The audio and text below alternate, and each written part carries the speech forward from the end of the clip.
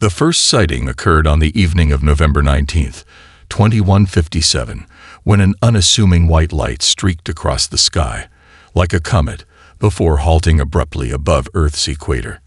The sudden stop of the object made headlines worldwide. Scientists initially dismissed it as a meteorite, but soon, strange energy readings emanated from the object, too precise to be natural. Governments scrambled, and military radar stations tracked the object, but nothing prepared humanity for what came next. The ships, sleek, organic, and unlike any terrestrial technology, arrived in perfect formation, hovering silently above Earth's most populated regions. Thousands of them.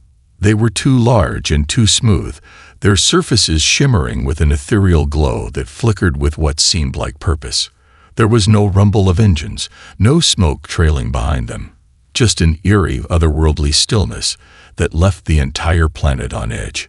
The empaths, as they would later be known, had arrived. When they first spoke, their voices flooded every radio station, every communication channel. It was not with words, but directly into the minds of humanity. The message was simple, but incomprehensible in its peacefulness. We have come to help you. The first human to openly challenge the empaths was Colonel Jack Hawk McAllister, a grizzled veteran who had spent his life on the front lines of countless global conflicts. At the time, McAllister was stationed in Nevada with the Earth Defense Coalition, monitoring incoming threats from the stars. But he wasn't prepared for this. As the world's leaders gathered in a global emergency summit, he stood in the shadows of a military command center, eyes fixed on the screens displaying the incoming alien ships. What do they want? He muttered to his team.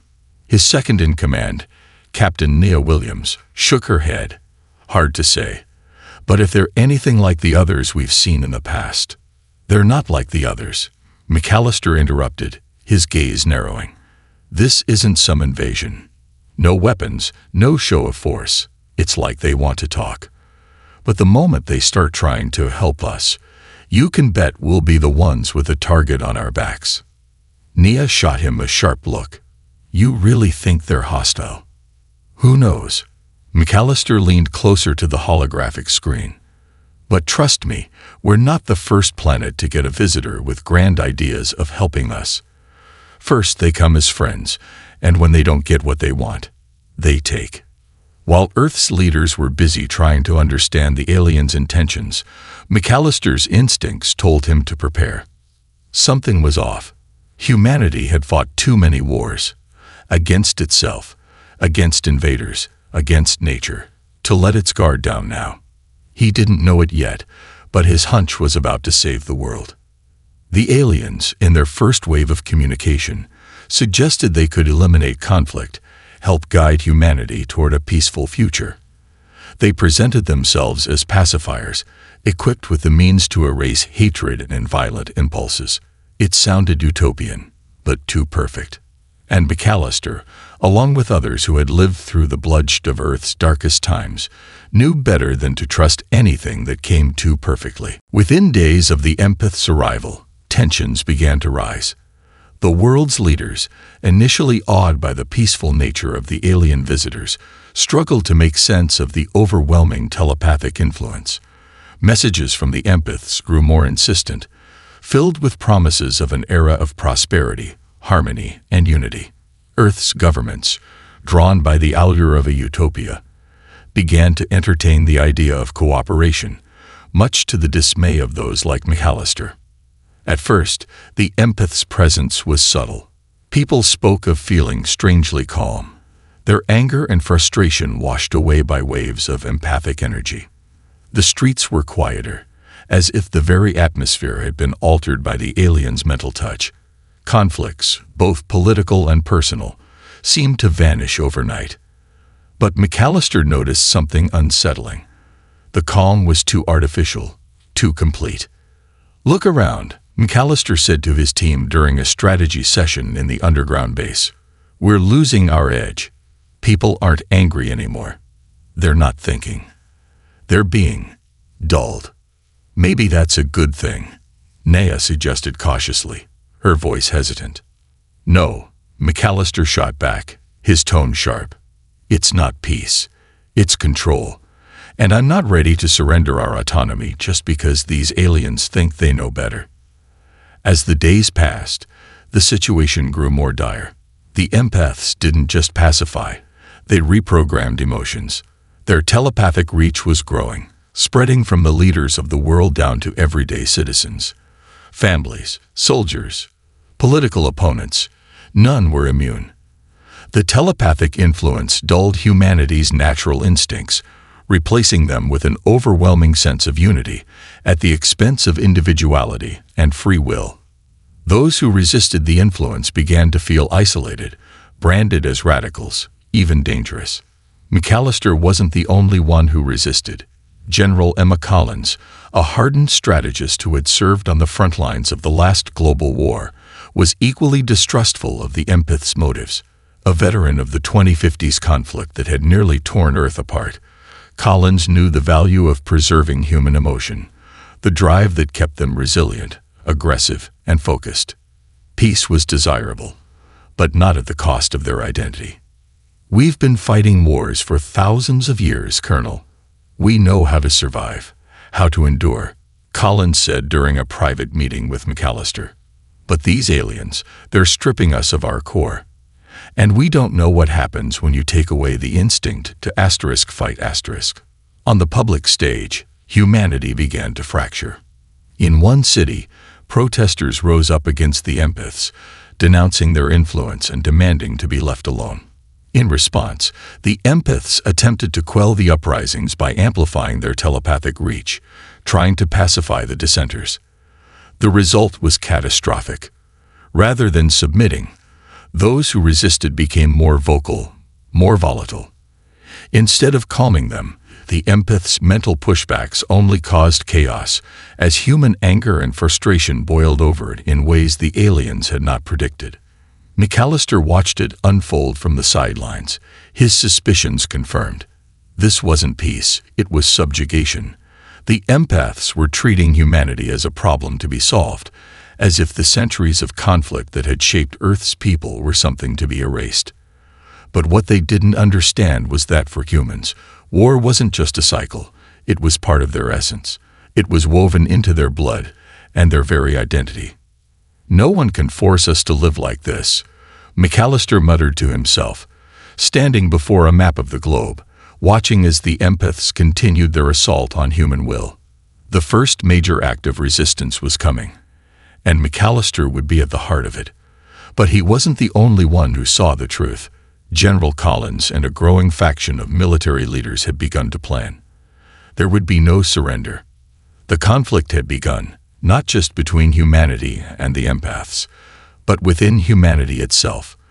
The line between submission and rebellion was drawn, and no one knew where it would lead. As humanity's resistance to the empaths grew, so did the stakes. Protests and uprisings spread across the world, but what started as civil disobedience quickly escalated into violent clashes. The empaths, once seen as benevolent, now looked like invaders, their telepathic powers pulling at the very fabric of human identity.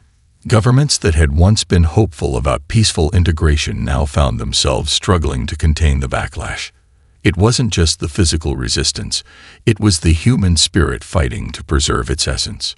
The empaths responded with escalating measures, attempting to overpower the emotions of entire cities with sheer force. But it wasn't working. Humans didn't bend as easily as they had anticipated. And worse, they were beginning to understand something the empaths hadn't counted on. To remove humanity's ability to feel intense emotions wasn't a gift. It was a destruction of everything that made them who they were. General Emma Collins knew this better than anyone. During her years on the front lines of Earth's most recent global war, she had witnessed the relentless power of human resolve. It wasn't just the intellect, the strategy, or the technology that made humans strong. It was the unbreakable spirit that burned deep inside them. Their emotions were not weaknesses. They were their greatest strength. The ability to feel love, hate, fear, hope. It drove them to fight, to win, to endure. And the empaths were trying to erase it. Look at them. Collins muttered to her inner circle of commanders as they watched footage of the empath's latest attempts to pacify a large crowd in New York. The telepathic waves emanating from the alien ships were too much, and the crowd swayed under their influence. But amidst the throngs of peaceful faces, a small group of protesters stood defiant, unmoved by the telepathic pressure. Collins' eyes narrowed. They're not giving in. They're fighting back. The resistance was taking shape. It wasn't just a military or political opposition anymore. It was a cultural one. A resurgence of Earth's ancient traditions began to unfold. The very warrior codes and philosophies that had shaped human history for millennia were coming back to life. McAllister's vision wasn't just about fighting for survival. It was about preserving humanity's identity, its soul. Across the globe, warriors, fighters, and military strategists began to reconnect with the past. They revived long-forgotten martial disciplines, everything from the samurai's Bushido code to the Spartans' Agos training. Entire battalions were reformed, not just to fight the empaths, but to remind themselves of what it meant to be human. The empaths had underestimated the power of these ancient codes, these unspoken rules that governed how humans faced hardship, fear, and ultimately, death. In underground bunkers, McAllister met with the leaders of Earth's military factions, strategizing the next phase of resistance. He wasn't just assembling an army. He was preparing humanity's last stand. "We can't just fight them," McAllister said, looking around the table at the grim faces of his commanders. "We have to show them what it means to be human, to fight for something bigger than ourselves. We fight for the future of our species, for our children, and for the legacy we leave behind." For the first time, it wasn't just about winning a battle, it was about reminding humanity who they were. The warrior code had been resurrected, and the empaths would soon realize that humanity's greatest strength wasn't its intellect, its technology, or its unity. It was the fire of its warriors, the relentless, burning will to fight, no matter the odds. The resistance was spreading, gaining momentum with every day. McAllister and Collins, now leading humanity's military efforts against the empaths, knew that sheer defiance wouldn't be enough to win. The empaths were more than just powerful telepaths. They were highly advanced beings with technology that could obliterate entire armies in seconds. Humanity needed to adapt, to evolve beyond their current understanding of combat. And so, a strange alliance began to take shape. The empaths, realizing their pacification efforts were futile, offered a new proposal. They knew that Earth's military might was formidable, but it was human emotion, the very thing they had tried to suppress, that gave humanity its fighting edge. The empaths were willing to help humanity unlock a deeper potential, a form of mental and emotional discipline that could enhance human strength, speed, and endurance. In exchange, the humans would teach them how to harness physical combat, the art of fighting with the body, not just the mind. It was an offer McAllister could not refuse. If the empaths could help improve humanity's physical and mental coordination, it might give them the upper hand in the inevitable conflict with the Khazari, the alien race that had been eyeing Earth for its strategic location. But the alliance came with a sense of trepidation. The last thing McAllister wanted was to give the empaths more influence over humanity's psyche. Yet he understood that it was a necessary risk. The training began in secret facilities deep beneath the Earth's surface, far from prying eyes. The empaths, led by their most powerful telepathic envoy, Lyra, began to teach human soldiers how to control their emotions, not by suppressing them, but by channeling them. The first few weeks were a struggle. Human soldiers, so accustomed to the raw intensity of their emotions, found it difficult to rein in their impulses. Fear, anger, pain. These were powerful forces, and the empaths' attempts to mold them into something productive were met with resistance. But the empaths were patient. They didn't seek to control the soldiers, only to guide them. The humans' fury became a weapon, their pain a source of strength. As their training deepened, the soldiers began to experience a strange shift. They felt more focused, more aware of their surroundings. Their physical abilities were heightened, but so too was their mental acuity. Emotions, once a source of chaos, became tools that allowed them to anticipate their enemies' moves, to read the battlefield with uncanny precision. At the same time, McAllister and his commanders began teaching the empaths the art of physical combat. They showed them how to fight with a blade, with firearms, how to move through urban environments like ghosts. The empaths, who had never engaged in physical combat before, struggled with the concept of bodily injury, of pain as a teacher. But under McAllister's guidance, they learned quickly. They absorbed human fighting styles, the lethal precision of a soldier's mindset, the flexibility of martial arts, the strategic brilliance of a well-planned assault. Over time, the two species began to complement each other. The empaths enhance human soldiers' minds, giving them sharper senses, deeper focus, and unparalleled resilience. Meanwhile, humanity's brutal, raw approach to war infused the empaths with a newfound understanding of what it meant to fight, not just with the mind, but with the heart and body. As the final phase of training approached, McAllister stood in front of a group of soldiers, some of the best and brightest Earth had to offer. His gaze swept over their faces, hardened by training and the coming battle. "We've learned from each other," he said, his voice steady but full of quiet pride. "The empaths have given us something invaluable, discipline over our emotions, but we've given them something too, the will to fight. Not just for survival, but for the future of our species. When the Khazari come, we will be ready." It wasn't just about the battle that loomed on the horizon. It was about preserving the essence of humanity itself. With their combined knowledge, humans and empaths were forging something unique. A new breed of warrior, one that could face down any threat, no matter how impossible. The calm before the storm shattered with the unmistakable blare of emergency alarms. For weeks, humanity's military had been on high alert, knowing that the Khazari, a brutal and expansionist species from the Outer Rim, had been watching Earth with growing interest. Earth's defenses were formidable, but nothing in human experience could have prepared them for the ruthless efficiency and sheer ferocity of the Khazari fleet. When the Khazari arrived, they did not announce their presence with the diplomatic formalities that the empaths had. There were no messages, no telepathic overtures. Instead, 100 warships descended from the stars like a hammer strike. Their ships were jagged, dark, and spiked with weaponry. The very sight of them sent shivers through the human ranks. The Khazari were conquerors, ruthless, cold-blooded, and bent on domination. The empaths' influence was ineffective against them.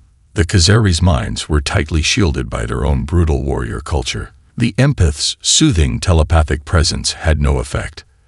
The invaders simply laughed at the attempt.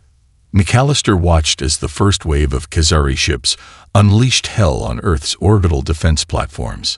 Explosions lit up the sky, followed by the gut-wrenching thud of debris falling toward the planet's surface. Humanity's satellites and outer defense rings were obliterated in the first minutes of the assault. There was no time for negotiation, no time for peace talks.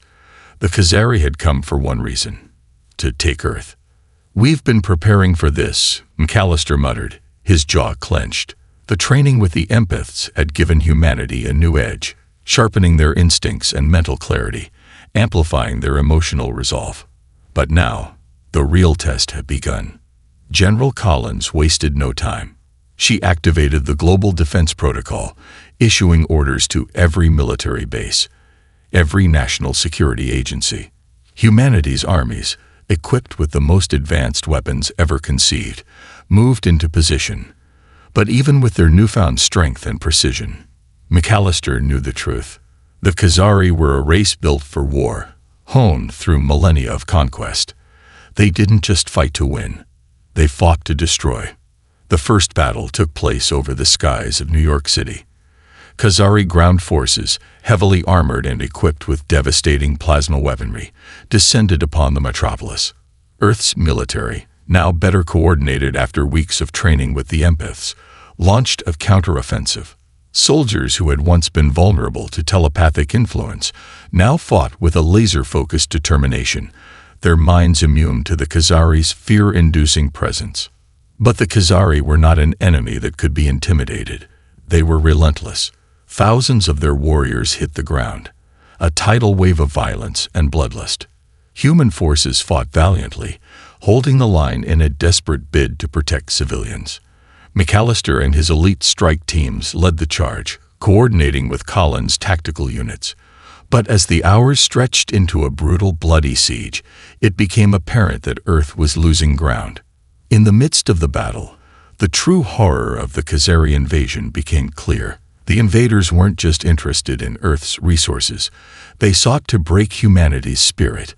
They slaughtered civilians as a warning, as a display of power. Their warlords broadcasted footage of the carnage to the global network, sending the message that resistance was futile. That night, as McAllister surveyed the damage in a makeshift command center, he felt something shift in him. A cold realization that the fight for Earth had become a war for the survival of humanity itself. This wasn't just a battle against an enemy. It was humanity's final test. Could they survive the most brutal invasion in history, or would they be crushed beneath the heel of the Khazari? His fingers brushed against the holographic map. His eyes narrowed. The fight for survival had begun in earnest, and humanity would show the Khazari what it meant to face a species of warriors. As the Khazari's brutal onslaught continued, McAllister stood among the remnants of Earth's shattered defenses. The cities, once symbols of human achievement, were now rubble, their skyscrapers smoldering ruins. Despite the overwhelming odds, humanity refused to yield. For every Khazari warlord that fell, another one took its place. For every city they leveled, humanity rebuilt its resolve. The war was far from over. In the heart of the chaos, McAllister received word from General Collins. The battle in New York had reached a bloody stalemate. The human forces, bolstered by the empath's training, had held their ground, but the Khazari showed no signs of retreat. They were entrenched, their positions fortified, their warriors relentless. Humanity needed a new plan, a strike that would cripple the Khazari war machine and buy Earth time to regroup.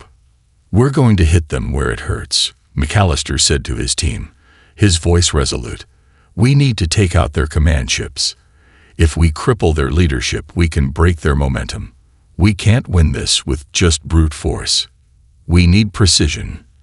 Collins had a strategy in mind. Through intercepted Khazari communications, they had pinpointed the location of the Khazari flagship, Karoth, a massive warship hovering just beyond Earth's atmosphere. It was heavily guarded by fighter squadrons, but it also served as the command hub for the entire invasion. Taking it out would send shockwaves through the Khazari fleet, potentially causing enough disruption to scatter their forces. It was a desperate plan, but it was the best humanity had.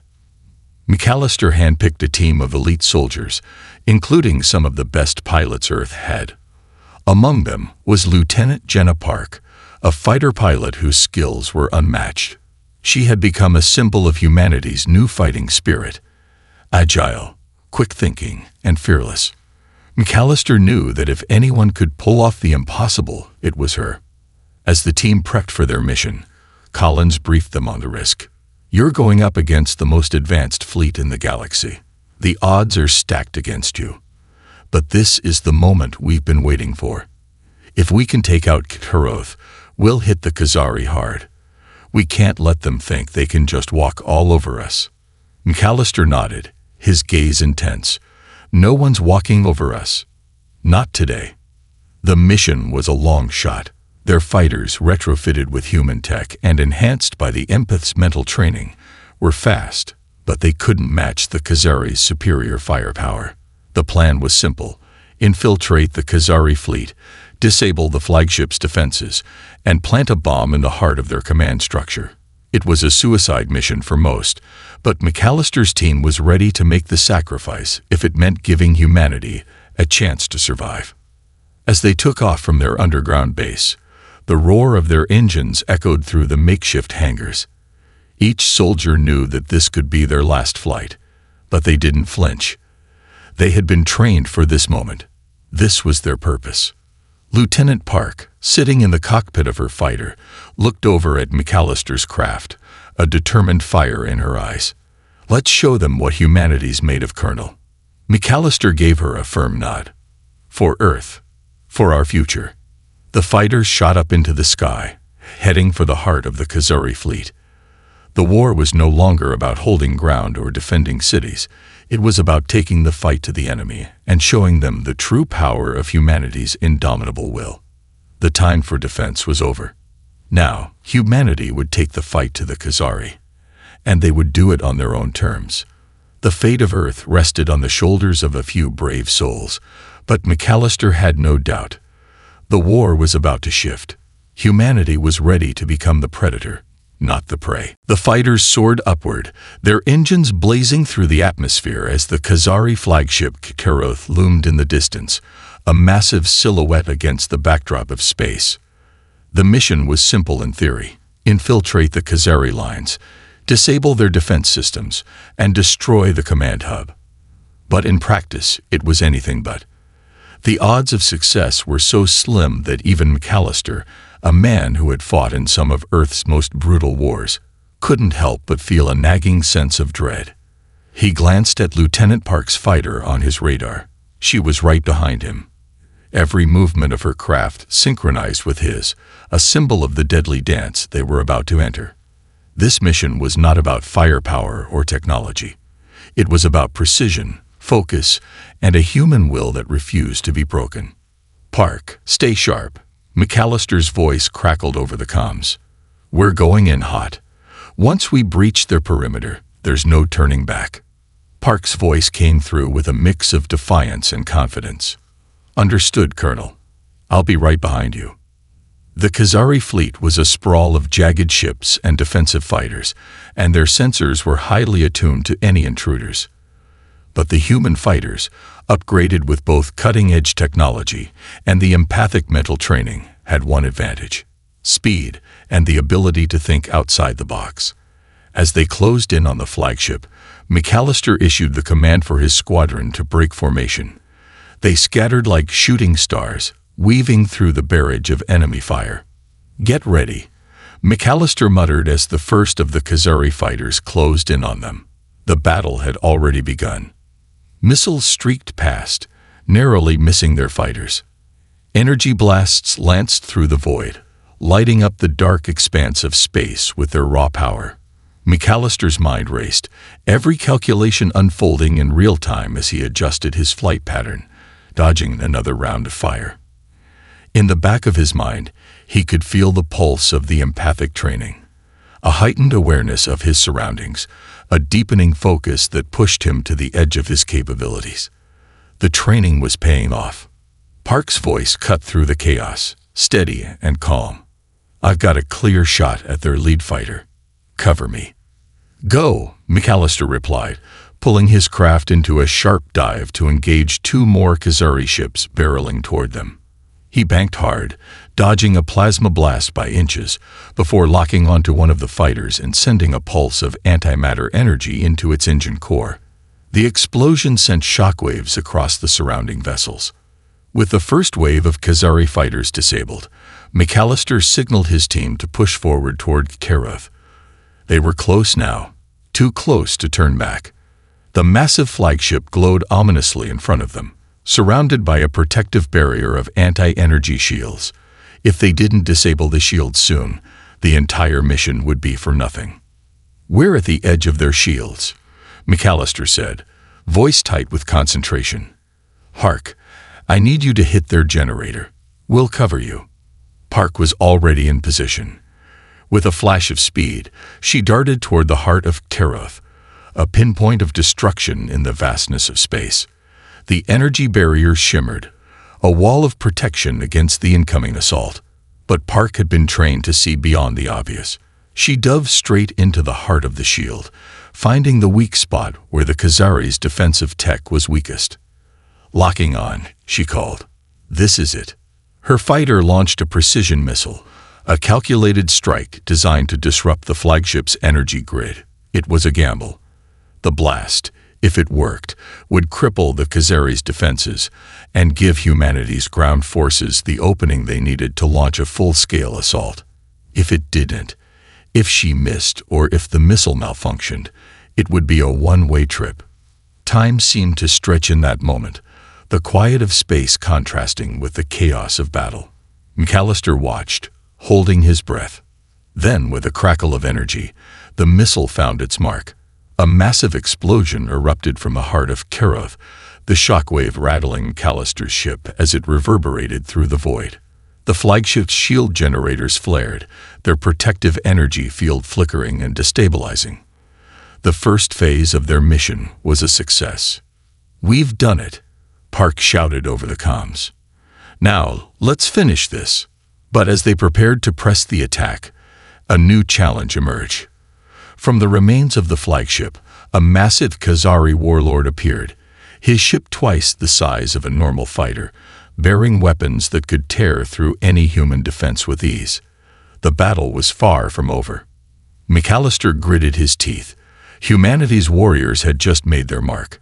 But now, they would need to face the true heart of the Khazari onslaught. The explosion from Park's missile had bought them a precious moment, but the victory was fleeting. As the shockwave from Keroth, Asterisk's shield generators crackled through space, McAllister's radar lit up with a new threat.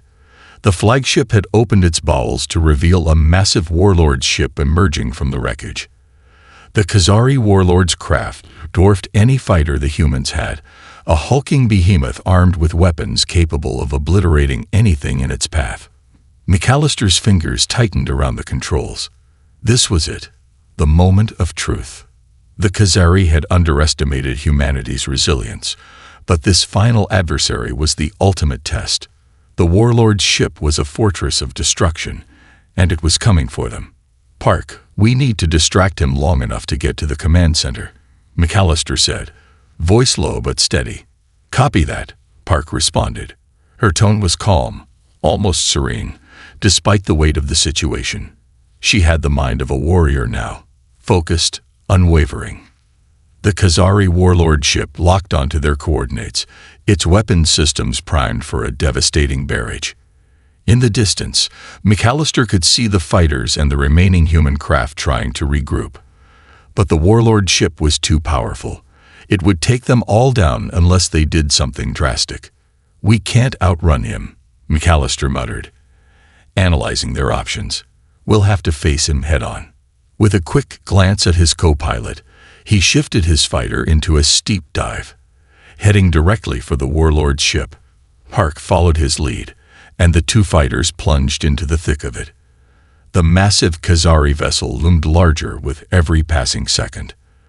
The warlord's ship fired first, sending blasts of energy that whizzed past their crafts, narrowly missing them but rattling their hulls with each shot. The human fighters weaved and dodged with impossible agility, a dance of life and death in the cold vacuum of space. "Park, on my mark, pull up," McAllister called as they neared the warlord ship's hull. The distance between them and the massive ship closed quickly. They couldn't avoid the enemy forever. They had to get inside its defenses. Park's voice came over the comm, tight but determined. "Ready. Now," McAllister barked. He pulled his fighter into a sharp climb, narrowly avoiding a blast that would have obliterated them. Park was right behind him, mirroring his every move. They flew through the debris field left by the exploding Keroth, a deadly maze of floating wreckage. The warlord's ship tried to follow, but its bulk made it slower and less maneuverable. The two human fighters shot ahead, exploiting the gap. "Targeting the engine core," Park said, her voice focused as she locked onto the exposed weak points of the warlord's craft. A volley of high-powered missiles streaked from her ship, slamming into the vulnerable engines of the warlord's ship. The blast rocked the massive vessel, sending it into a wild spin. But they weren't done yet. The warlord ship wasn't defeated. It was only in rage. McAllister's hands flew over the controls as he launched a series of electromagnetic pulses, disrupting the warlord ship's weapon systems. For a moment, the massive ship went dark, its energy shields flickering, leaving it exposed. "We have one shot, Park," McAllister warned. "Take it." Park didn't hesitate. Her missiles locked onto the core of the warlord's ship and fired. A heartbeat later, a deafening explosion rocked the vacuum of space, sending shockwaves through the debris field. The warlord's ship twisted and broke apart, its energy core detonating in a flash of blinding light. The battle had been won. For a brief moment, silence settled in the void. McAllister and Park's fighters drifted among the wreckage, breathing heavily in their cockpits. The warlord ship was gone, the flagship crippled. The Khazari had been dealt a devastating blow. But the war wasn't over. McAllister stared at the remains of the fleet. Thousands of ships, some still intact, some burning, but all with the same goal, the annihilation of humanity. He knew that this fight had been won, but there would be many more to come. The Khazari would regroup. They always did. "Park, we've bought Earth some time," McAllister said quietly. "But we need to get back. This isn't over." Park's voice was a quiet promise. "We'll finish this, Colonel. Together." As they turned their fighters back toward Earth, the hum of the engines was the only sound that filled the silence. Humanity had taken a hard blow, but their warriors had proven one thing. When pushed to the edge, they would never fall. Earth's fight had just begun, but it was no longer about survival alone. It was about legacy. And humanity's legacy, McAllister knew, would be the first to carve a path through the stars.